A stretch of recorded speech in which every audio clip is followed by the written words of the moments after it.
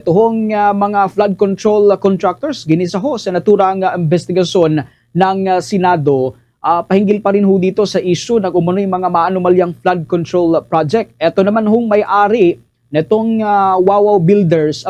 Nakiusap po itong si Senador Marcoleta na ituro na itong mga politiko na sangkot dito. May buong detalye dyan si Bombo JC Galvez. Nahatsit sa pagdinig ng Senado ang mga contractors na nauna ng tinukoy ni Pangulong Ferdinand Marcos Jr. na nakakupo ng malalaking flood control projects. Unang piniga at inusisa si Sara Diskaya, ang may-ari ng Alpha and Omega Gen Contractors and Development Corporation, kasamang 8 pa nitong construction companies. Sa naturang pagdinig, tila naghugas kamay si Diskaya matapos igiit na siya'y nag-divest o umatras na sa ilang construction companies. Gayunpaman, kinuwestiyon ni Senator Erwin Tulfo ang pahayag at tinanong kung bakit nananatili pa rin si Diskaya sa ilang kumpanya bilang Chief Operating Officer at ng kanyang asawa bilang bahagi rin ng operasyon. Depensa naman ni Diskaya, hindi siya Chief Operating Officer, kundi Chief Financial Officer at hindi rin umano siyang direktang namamahala sa mga kumpanya. Ngunit gate ni Tulfo, kung totoong nag-divest na ito, bakit nananatili pa rin siya bilang Chief Financial Officer? Sabi ho ninyo, nag-divest na po kayo. Ano ibig sabihin ng divest? What do you mean by that? We are no longer part of those companies. Okay. Kung hindi na po kayo part of those companies, how come you're still the chief operating officer, pati ang asawa mo sa ilang construction companies na ito? Hindi po ako COO ng mga companies po. Ma'am, you're under oath. Don't forget. Opo, CFO po, pero hindi ako COO po. COO. So, bakit po ikaw ang CFO pa rin kung nag-divest na po kayo, opisyal pa rin po kayo dyan? Sorry, tumutulong lang po ako dun sa mga ibang companies po. So you haven't... Pero hindi po ako nagmamanage po ng mga companies na yun. Wala na po ako.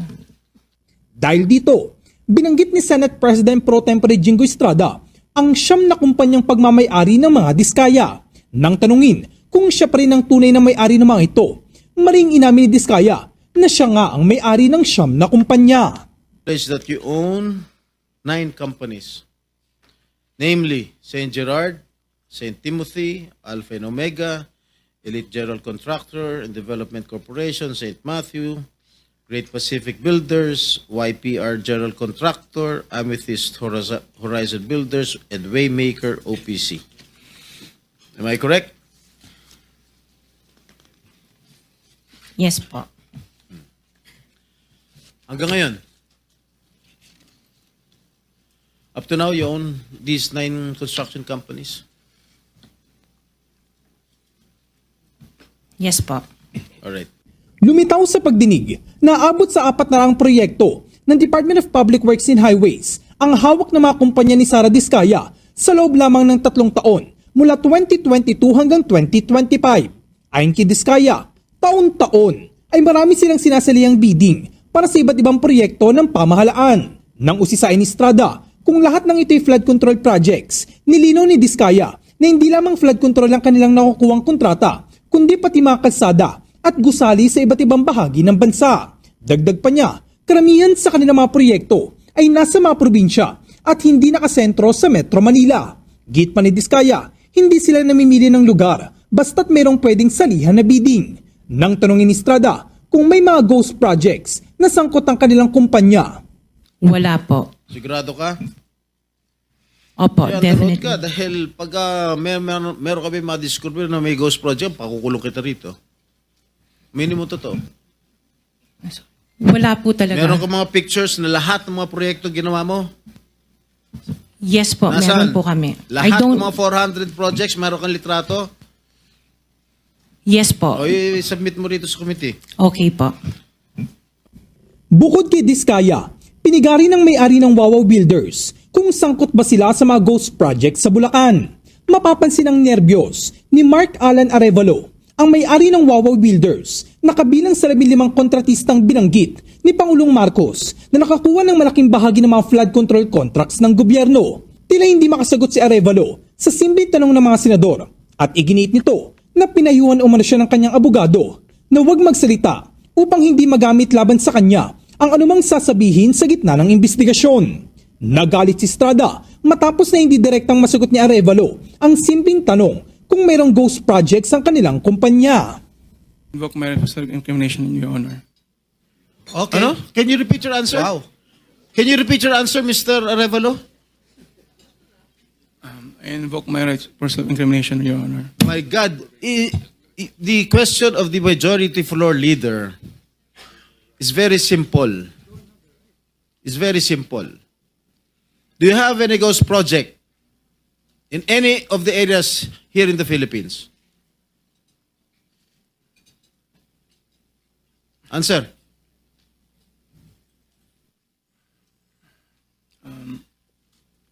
Dahil may mga usapin po na kakasuhan yung mga contractor ng DPWH po at parte ng ulat ng Senado na magpagrekomenda ng paghahain ng kaso laban sa resource person, ang payo ng aking mga abogado ay huwag magsalita sa panahon na ito dahil anumang pahayag ko sa pagsisiyasat. Sino nag utos sa'yo na huwag magsalita?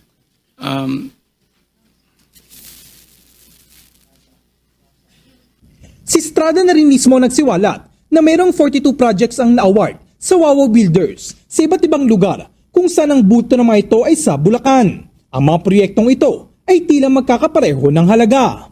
Yung bulk ng na-award na contract sa inyo ng DPWH, ang bulk mo nasa Bulacan. 42. Ha? 2 sa San Juan. 2 yata sa Quezon. Meron sa Ilocos Norte. Meron sa Caloocan.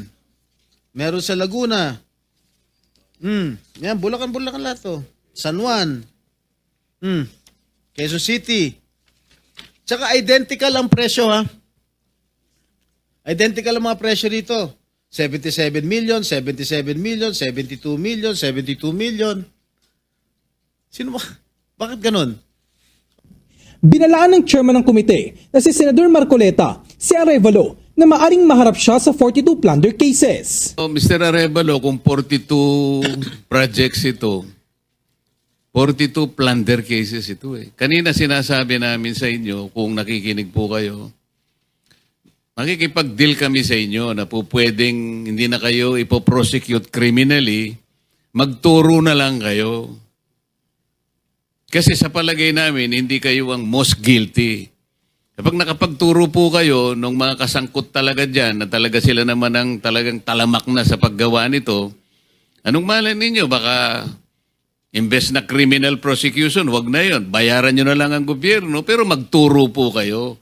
Para meron po tayong kapuntahan talaga. Kasi kung ganito na lang tayo ng ganito, ikutan ng kito, mapipilitan po, puro plunder. Harapin po ninyo 42 plunder cases. Hindi po fair sa inyo yun eh. Alam namin, hindi lang kayo ang sangkot dyan. Marami. Nakatakda sa susunod na linggo ay ikatlong pagdinig ng Blue Ribbon Committee ukol sa maanumalyang flood control projects. Para sa Bombo Network News, ako si Bombo JC Galvez. And this is Bombo Radio Philippines, the #1 and most trusted source of news and information. Basta Radio. Bombo! For the most trusted source of news and information, visit our website at www.bomboradio.com. Follow us on Bombo Radio mobile app, Facebook, YouTube, TikTok, and X, formerly Twitter. Like, share, and stay connected. Anytime, anywhere.